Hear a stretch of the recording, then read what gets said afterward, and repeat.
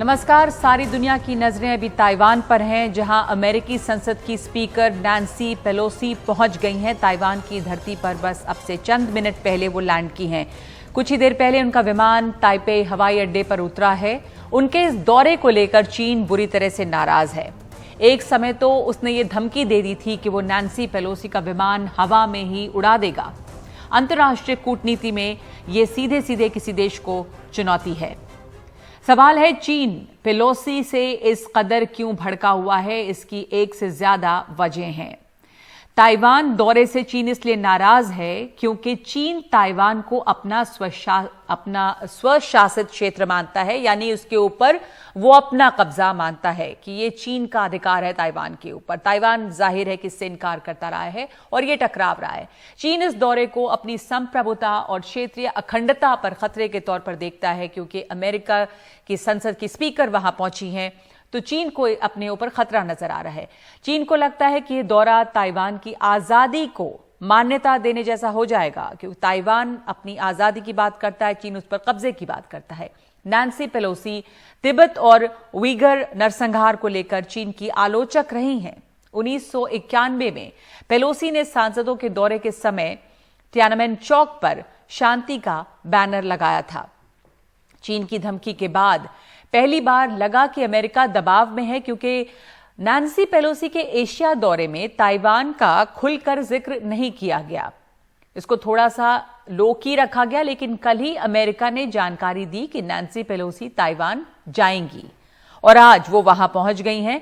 तो सच की पड़ताल में अब हमने पूछा है कि क्या नैन्सी पेलोसी का ताइवान दौरा चीन और अमेरिका के लिए नाक का सवाल बन गया है? आपके पास 3 विकल्प है रोज की तरह, ए हाँ, बी नहीं और सी कह नहीं सकते। क्या पेलोसी का ताइवान दौरा अमेरिका और चीन के लिए नाक का सवाल बन गया है?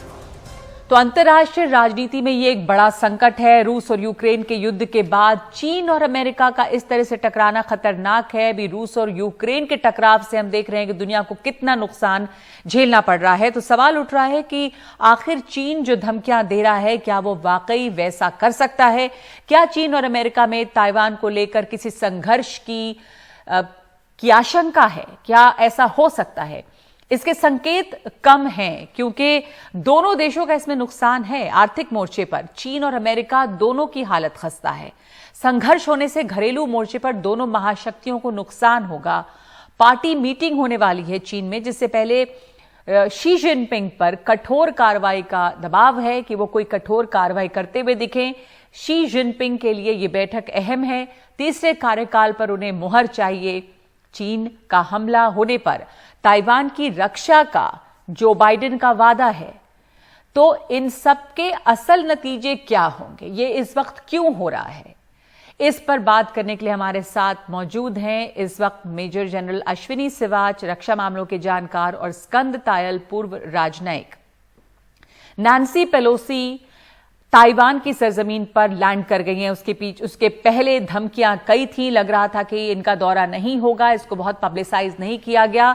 स्कंद तायल, इस समय जो वहां पे हवाई अड्डे पे नजर आया, विदेश मंत्री पहुंचे उन्हें रिसीव करने के लिए, इधर दोनों तरफ से एक आक्रामकता दिख रही है। तो क्या आपको लग रहा है इस समय इस दौरे का क्या मतलब, क्यों जरूरी था? क्या ये नाक का सवाल बना हुआ है? देखिए, इस विजिट को नैन्सी पेलोसी ने तो पब्लिसाइज किया नहीं, पर 7-8 दिन से ये खबर बार बार आ रही थी कि नैन्सी पेलोसी ताइवान जाएंगी। ये और वहाँ का जो नेतृत्व है अमेरिका का, उसमें वो तीसरे नंबर पर है। राष्ट्रपति और उपराष्ट्रपति के बाद वो तीसरे नंबर पर है। पर ऐसा नहीं है कि पहली बार स्पीकर वहाँ की हाउस ऑफ रिप्रेजेंटेटिव्स के कांग्रेस के ताइवान गए हैं। न्यूट गिंग्रिच जब थे 1997 में, तो वो भी गए थे। इसको चीन ने और चीन की मीडिया ने और चीन के ऑफिशियल स्पोक्स पर्सन्स ने भी बार बार वार्निंग दी और कहा कि अच्छा नहीं होगा, और इस बात को इतना बढ़ा दिया कि अगर नैन्सी पेलोसी अब नहीं जाती तो ये अमेरिका के लिए एक बहुत ही एक गंभीर सरेंडर वाली चीज होती कि वो अमेरिका डर गया। तो जिस तरह से चीन ने इसको बढ़ाया, चीन के ग्लोबल टाइम्स ने, मीडिया ने, वहां के सोशल मीडिया ने, ये अमेरिका के लिए मैं समझता हूं कि बहुत ही आवश्यक था। हम्म। अगर उनके जो एलाइज इंडो पैसिफिक में हैं, चाहे वो ऑस्ट्रेलिया हो, चाहे वो जापान हो, चाहे वो भारत हो, चाहे वो फिलीपींस हो और देश हो, कि अमेरिका डरने वाला नहीं है। अभी देखिए वो अफगानिस्तान छोड़ के भागे अमेरिकन, उससे उनकी बहुत ही तो आपको क्या लगता है कि जो बाइडेन के लिए ये पॉलिटिकली बहुत इंपॉर्टेंट थी ये सिग्नलिंग इस समय, वहां पर जो हालात हैं या उनकी जो अपनी रेटिंग्स है और उसके लिए ये कड़ा कदम और ये दिखाना कि अमेरिका डरने वाला नहीं, ये बहुत इंपॉर्टेंट थी ये सिग्नलिंग? क्योंकि इसके अलावा अगर आप टाइमिंग को देखें तो इस समय पेलोसी के दौरे से वहां पर और क्या फायदा है सिग्नलिंग के अलावा, सिवाय इसके कि दोनों देशों के बीच में जो टकराव या तनाव की स्थिति है वो और भी ज्यादा बढ़ती है और एक तरह से एक ब्रिंकमैनशिप है और ये देखना होगा कि कौन कितना आगे बढ़ सकता है इसमें। नहीं, देखिए ये अमेरिका बड़े ही डिप्लोमेटिकली टैक्टफुली खेल रहा है, क्योंकि अभी बाइडेन और शी जिनपिंग की बात हुई तो बाइडेन साहब तो कहते हैं तो हाउस ऑफ कांग्रेस है, ये तो हमारी गवर्नमेंट के पार्ट ही नहीं है। तो ये बहुत ही ढंग से इसको इन्होंने प्ले किया है, खेला है, और बाइडेन साहब बिल्कुल अपना हाथ साफ कर सकते हैं। पर उन्होंने उसको पूरे अमेरिकन एयरफोर्स के प्लेन में वो वहां पर गई हैं। बिल्कुल। इस तरह की रिपोर्ट्स हैं कि जापान से 13 प्लेन्स उड़े और उन्होंने एस्कॉर्ट किया नैन्सी पेलोसी के प्लेन को, जिससे कि कोई दखलंदाजी चाइना ना करे। तो एडमिनिस्ट्रेशन की पूरी सपोर्ट भी है और बाइडेन साहब डिनाइबिलिटी भी कह सकते हैं कि भाई वो इंडिपेंडेंट है, वो मेरी कैबिनेट मिनिस्टर तो है नहीं। पर चीन की जो लगातार धमकियां थी, मेजर जनरल सिवाच, आपको क्या लग रहा है, क्या यहां पर वाकई इस तरह के किसी टकराव का खतरा है? लेकिन जैसा बता रहे हैं स्कंद दयाल साहब के बात पहले हो चुकी है शी जिनपिंग और बाइडेन के बीच में, और बाइडेन अपना हाथ बिल्कुल इसमें झाड़ भी सकते हैं। बावजूद इसके चीन धमकियां दे रहा था। ये भी हम जानते हैं कि 8 US fighter jet, refuelling planes, ये सब यूएस मिलिट्री बेस से उड़े और वो एक तरह से सिक्योरिटी भी दे रहे थे, सुरक्षा दे रहे थे नैन्सी पेलोसी के प्लेन को। इधर चीन जो है वो मिलिट्री ड्रिल कर रहा है वहां जो उसका कोस्ट है ताइवान के सामने। तो किस तरह की तैयारी आमने सामने इस समय पूरी दुनिया की निगाह इसी पे लगी हुई है? हाँ बिल्कुल नगमा, ये बात सच है, मगर ये भी सच्चाई है ये चाइना की गिरज भक्ति थी और कहीं ना कहीं चीन एक्सपोज हो गया। चीन ने को ये दिखा दिया गया कि अभी भी उसको सुपर पावर नहीं बना है, उसको टाइम लगेगा अमेरिका का मुकाबला करने। और ये सच्चाई है कि इस विजिट को हाइप किया है तो चीन ने किया है। चीन बार बार जो ग्लोबल टाइम कह रहा था कि अगर नैन्सी पेलोसी का जहाज आएगा तो उसको गिरा भी सकते हैं और अगर आप फायर से खेलेंगे तो आप खाक हो जाएंगे। तो ये जो कार्रवाई है ये पूरी चीन की तरफ से हुई थी, ना कि अमेरिका की तरफ। मगर ये सच्चाई है कि इसकी छवि में बड़ा डेंट आएगा शी जिनपिंग का। नैन्सी पेलोसी अब आ गई हैं ताइवान में, इसमें कोई शक नहीं। उसका कारण है कि एक तो वहां पर इकोनॉमिक बहुत बुरी हालात है, वहां पर इन्फ्लेशन डबल फिगर पे है, वहां पर 90 ऐसी सिटीज हैं जहां पर लोग लोन देना बंद कर गए हैं। और ऐसे में जो उनका नवंबर के अंदर इलेक्शन होना है 3rd टर्म के लिए, उसमें भी काफी प्रभाव पड़ेगा। और कहीं ना कहीं ये दिखा दिया अमेरिका ने कि they still rule the rules. और जिस प्रकार से इस जहाज को एस्कॉर्ट किया, ये नहीं कि वो चांस ले सकते हैं। अगर चीन इसके ऊपर कुछ हमला करता तो उस हमले को नाकारा करने की काबिलियत तो क्षमता है। तो मतलब बिल्कुल टकराव की स्थिति तो बनी हुई थी। अब ये देखना था एक ब्रिंकमैनशिप जो कहते हैं कि किस हद तक कौन कितना बढ़ सकता है, एक इस तरह का था। तो क्योंकि चीन ने ये भी कहा है, चाइना के जो स्टेट काउंसिलर फॉरेन मिनिस्टर हैं उनकी तरफ से बयान आया था कि कुछ यूएस पॉलिटिशियंस जो हैं वो आग से खेल रहे हैं और वो 1.4 बिलियन चीनी लोगों के दुश्मन बनेंगे और इसका नतीजा अच्छा नहीं होगा, ये तमाम चीजें। लेकिन सबसे पहले मैं आपको दिखाना चाहती हूं नैन्सी पेलोसी का एक ट्वीट जो उन्होंने लैंड करने के बाद किया है। तो उन्होंने ये ट्वीट किया है कि ताइवान के 2.3 करोड़ लोगों के साथ एकता आज बेहद महत्वपूर्ण है। दुनिया के सामने लोकतंत्र और अधिनायकवाद के बीच चुनाव की चुनौती है। नैन्सी पेलोसी का ये ट्वीट है। तो ये साफ है स्कंद दयाल साहब कि यही मैसेज, यही सिग्नलिंग है जिसको देना अमेरिका जरूरी समझ रहा था। बहुत अच्छी तरह से इसे प्ले आउट किया गया है कि लोकतंत्र और अधिनायकवाद के बीच चुनाव की चुनौती है, तो लोकतंत्र को मजबूत करना और ये कि अधिकार है किसी का भी कि वो ताइवान जाए और इसके लिए चीन की रजामंदी जो है, चीन की इजाजत जो है वो जरूरी नहीं है। लेकिन अब ये देख जी, दो चीजें हैं। एक तो अमेरिका और पूरा वेस्ट इसी तरह का एक नीति अपना रहा है कि वो डेमोक्रेसी के साथ है, और वो हम यूक्रेन में देख रहे हैं कि किस तरह उन्होंने रशिया को घेरने की कोशिश की है।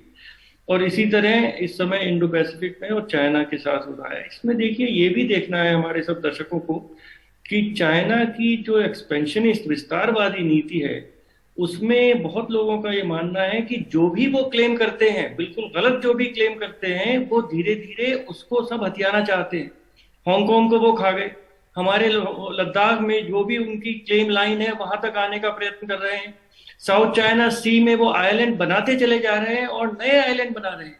कहीं ना कहीं अमेरिका को ये डर है कि शायद ये धीरे धीरे ताइवान को भी हड़पना चाहते हैं, और ये चीन को वार्निंग है कि इनके अमेरिका और ताइवान के बीच में कोई फॉर्मल सुरक्षा ट्रीटी तो नहीं है, पर एक 1979 का ताइवान एक्ट है, ताइवान सिक्योरिटी एक्ट, जिसमें अमेरिका ने कहा है कि वो ताइवान की को इक्विपमेंट वगैरह सप्लाई करेगा जिससे वो अपना सेल्फ डिफेंस कर सके जी, और अपनी भी इतनी कैपेसिटी रखेगा जिससे कोई और देश फोर्सफुली ताइवान की सिक्योरिटी को हानि ना पहुंचा पाए। मैं समझता हूं कि ये चाइना के बहुत बड़ी वार्निंग है कि वो जैसे हांगकांग के साथ उन्होंने गद्दारी की और जो इंग्लैंड के साथ एग्रीमेंट हुआ था उसको खत्म करके वहां देखिए खत्म कर दिया उन्होंने। डेमोक्रेसी बिल्कुल खत्म हो चुकी है इस समय हांगकांग में। दुनिया को दिख रहा है, ताइवान के लोगों को भी दिख रहा है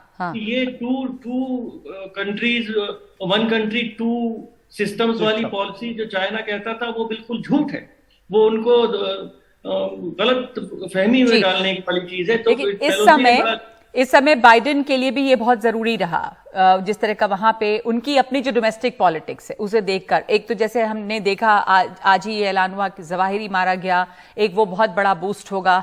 दूसरा हम देख रहे हैं कि यहाँ पे ताइवान जाते हैं आप, तो आप अमेरिका एक तरह से ये दिखाने की कोशिश भी कि you look back in the position, world leader के तौर पे आप जो हैं अपनी पोजीशन को और मजबूत कर रहे हैं, जो कहीं पीछे छूटती हुई दिख रही थी। इसका अंतयाल साहब, ये बिल्कुल जवाहिरी का जो इस तरह पर, उसमें एक बड़ा सवाल है कि वो ड्रोन उड़ा कहां से, वो अभी तक क्लियर नहीं है कि पाकिस्तान से उड़ा है या अफगानिस्तान से ही उड़ा, पर उसमें भी बाइडेन साहब को ही पूरा श्रेय दिया जा रहा है कि उन्होंने ही सब ये डिसीजंस लिए कि ये किया जाए और जवाहिरी को खिलाफ ड्रोन एक बहुत ही कम इंटरवल पे दो ऐसी बड़ी घटनाएं हुई हैं जिससे कि काफी फायदा मिलता हुआ दिख रहा है अमेरिकी राष्ट्रपति जो बाइडेन को। और अभी इस समय जो ये एक संकेत दिया गया है मेजर जनरल अश्विनी सिवाच, आपको क्या लगता है कि दोनों के लिए एक तरह से ये नाक का सवाल है, क्योंकि अमेरिका ने भी एक सिग्नलिंग जो करनी थी, एक संदेश देना था, वो किया है। चीन बार बार यहाँ धमकी दे रहा है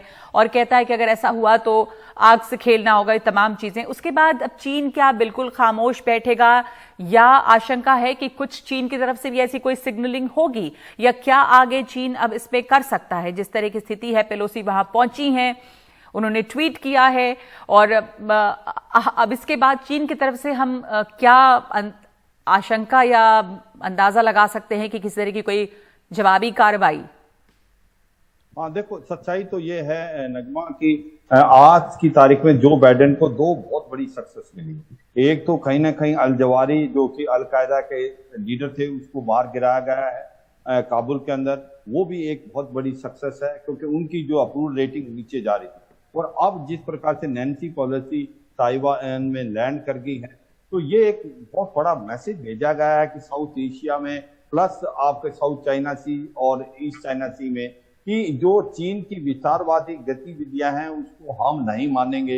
ये छोटे छोटे देश हैं जिस प्रकार फिलीपींस है, इंडोनेशिया है, वियतनाम है, लाओस है, जो डरते थे चीन से, आज उनके अंदर भी हौसला आएगा। और जो इसके एक प्रकार से पार्टनर हैं, जिस प्रकार से साउथ कोरिया है, जापान है, ऑस्ट्रेलिया है, उनको भी एक प्रकार से बहुत बड़ी मनोबल मिलेगा कि अमेरिका उनके भी साथ आएगा। क्योंकि अगर ताइवान में नहीं जा पाता नैन्सी पेलोसी का, तो कहीं ना कहीं ये दिखलाता कि अमेरिका चीन से डर गया और जी, ऐसे में ये दिखा दिया है कि ये जो चीन की गीदड़ भक्ति है ये मानने वाला नहीं अमेरिका। अभी भी अमेरिका इज स्ट्रॉन्ग है और मुझे लगता है ये डेमोक्रेसी की जीत है। इससे बहुत फायदा ये होगा। लेकिन अब सवाल यही है कि ये गीदड़ भक्ति ही सही, लेकिन क्या दिखाने के लिए ही चीन की तरफ से भी कोई जवाबी कार्रवाई देखी जाएगी? क्योंकि एक मिलिट्री स्टैंड ऑफ है बिल्कुल यूएस और चाइना के बीच में। वहां पे वॉरशिप्स जो हैं वो आमने सामने ऐसे तैनात थे अपनी अपनी सुरक्षा के लिए। धन्यवाद आप दोनों का बहुत बहुत। इसमें यही बताऊंगा नगमा जी कि दो बातें हैं कि एक तो सच्चाई है कि ऐसा होना मुझे नहीं लगता होगा, क्योंकि अमेरिका ने 2 एयरक्राफ्ट कैरियर को वहां लगा दिए हैं और F-35, F-25 जापान से भी आए हैं। अगर कुछ होता है तो साउथ चाइना सी में अमेरिका ईंट का जवाब बिल्कुल, और भारत के लिए भी बहुत बड़ी चिंता की बात होगी अगर यहाँ पे कुछ होता है, क्योंकि यूक्रेन और रूस के टकराव के दौरान हमने देखा कैसे दुनिया को भुगतना पड़ा और दोनों देश ये समझते हैं कि कितना कुछ यहाँ पर एट स्टेक है। बहुत धन्यवाद आप दोनों लोग का हमारे साथ इस चर्चा में शामिल होने के लिए। यह सवाल बना हुआ है कि नैन्सी पेलोसी वहां ताइवान में लैंड कर गई हैं, लेकिन दोनों देशों की तरफ से, चीन और अमेरिका की तरफ से, ये एक सिग्नलिंग, एक संदेश है। ये सिर्फ ब्रिंकमैनशिप है? क्या ये एक फ्लैश पॉइंट हो सकता है दुनिया में दोबारा अमेरिका और चीन के तनाव के बीच? तो इस वक्त सच की पड़ताल में एक ब्रेक ले रहे हैं हम।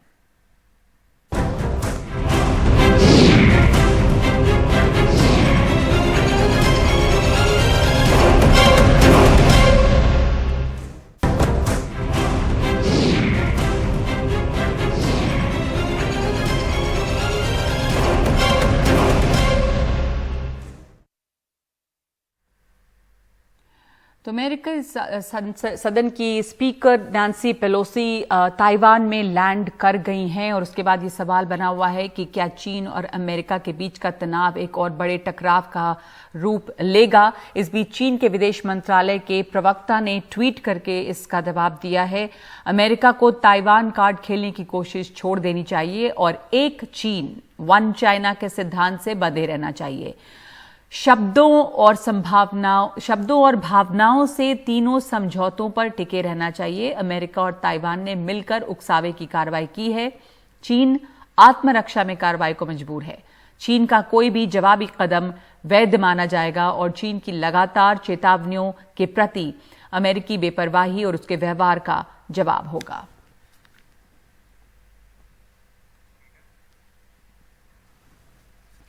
और आज सच की पड़ताल में हमने आपसे सवाल पूछा था, क्या नैन्सी पेलोसी का ताइवान दौरा चीन अमेरिका के लिए नाक का सवाल बन गया है?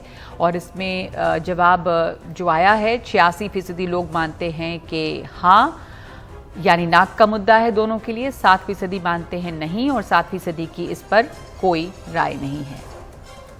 तो सच की पड़ताल में आज के लिए इतना ही। नमस्कार।